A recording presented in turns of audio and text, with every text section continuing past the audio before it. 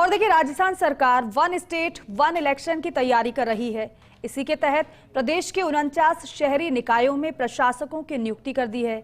लेकिन अब सरकार के सामने संकट है कि ग्राम पंचायतों में प्रशासक लगाएं या फिर समय पर चुनाव हो, क्योंकि साल 2025 में जनवरी से अक्टूबर तक अलग अलग समय में ग्राम पंचायतों का कार्यकाल खत्म हो रहा है। देखिए रिपोर्ट। राजस्थान सरकार वन स्टेट वन इलेक्शन को लेकर तैयारी कर रही है। 49 निकायों में प्रशासक नियुक्त कर दिए हैं। वहीं अब बारी ग्राम पंचायतों की। सरकार निकायों की तर्ज पर ग्राम पंचायतों के वार्डों के परिसीमन पर भी विचार कर रही है, क्योंकि जनवरी 2025 में प्रदेश की 6,975 ग्राम पंचायतों का कार्यकाल खत्म होने वाला है। वहीं 3 महीने बाद मार्च 2025 में 704 ग्राम पंचायतों का, तो अक्टूबर 2025 में 3,846 ग्राम पंचायतों का कार्यकाल खत्म होने जा रहा है। सरकार ने शहरी निकायों और पंचायतों के चुनाव एक साथ करवाने के लिए अभी फैसला नहीं किया है। सरपंच चाहते हैं कि कार्यकाल खत्म होते ही समय पर चुनाव करवाया जाए, लेकिन अगर चुनाव नहीं करवाया जाता है तो मौजूदा सरपंचों का कार्यकाल बढ़ाया जाए। दरअसल पंचायती राज और शहरी निकायों के चुनाव 5 साल में करवाने की कानूनी बाध्यता है।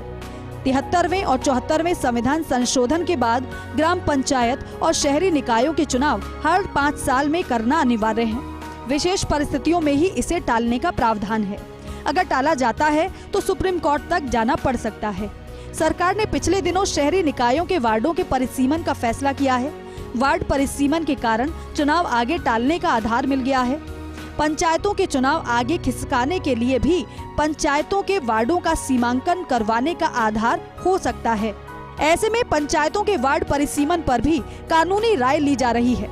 सरकार मध्य प्रदेश पैटर्न और पंजाब पर आए सुप्रीम कोर्ट के फैसले का अध्ययन करवा रही है। वन स्टेट वन इलेक्शन को लेकर भी कानूनी रास्ता निकालने में सरकार जुटी है। दरअसल अपनी मांगों को लेकर सरपंच 6 दिसंबर से जयपुर में महापड़ाव करने जा रहे थे, लेकिन सीएम भजनलाल शर्मा ने सरपंच संघ के प्रतिनिधि मंडल से मुलाकात कर संघ की मांगों पर गंभीरता से विचार करने का आश्वासन दिया, जिसके बाद सरपंच संघ के पदाधिकारियों ने 22 दिसंबर तक के लिए आंदोलन रद्द कर दिया। सरपंचों की मांग है कि एफएफसी, टाइड, अनटाइड, मनरेगा के सामग्री का ठेकेदारों का भुगतान नहीं किया जा रहा है। पिछली सरकार की कमजोरियों की वजह से कई परेशानियां ग्राम पंचायतों को झेलनी पड़ी हैं। सरपंचों ने कोरोना जैसी कई विषम परिस्थितियों के बावजूद सरकार का साथ दिया। अगर समय पर चुनाव नहीं होता है तो मध्य प्रदेश की तर्ज पर सरपंचों का कार्यकाल बढ़ाया जाए। कोरोना काल में 2 साल का जो कार्यकाल था उसमें सरपंचों को काम करने का मौका नहीं मिला, जनता की सेवा करने का मौका नहीं मिला, तो उसको लेकर अब जो कार्यकाल पूरा हो रहा है, अब सरकार वन स्टेट वन इलेक्शन की घोषणा, बजट घोषणा कर चुकी है, तो उसको देखते हुए नगर पालिकाओं में इन्होंने प्रशासक लगा दिए।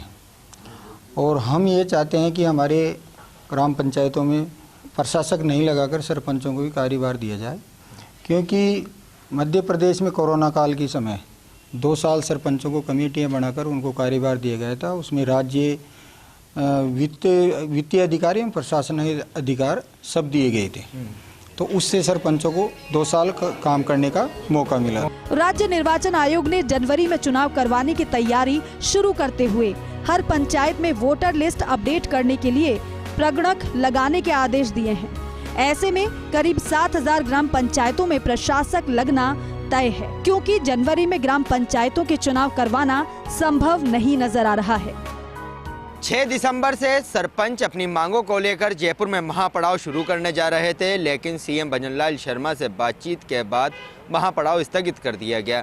लेकिन अब भी असमंजस है कि जब सरपंचों का कार्यकाल पूरा हो जाएगा या ग्राम पंचायतों का कार्यकाल पूरा हो जाएगा, वहां प्रशासकों की नियुक्ति की जाएगी या नहीं। ऐसे के अंदर सरपंचों ने फिर से तैयारी शुरू कर दी है कि 22 दिसंबर को फिर से अपना आंदोलन खड़ा करेंगे और इस बार आर पार की लड़ाई लड़ेंगे। कैमरा पर्सन संजय के साथ Ziauddin Khan, first India news, Jaipur.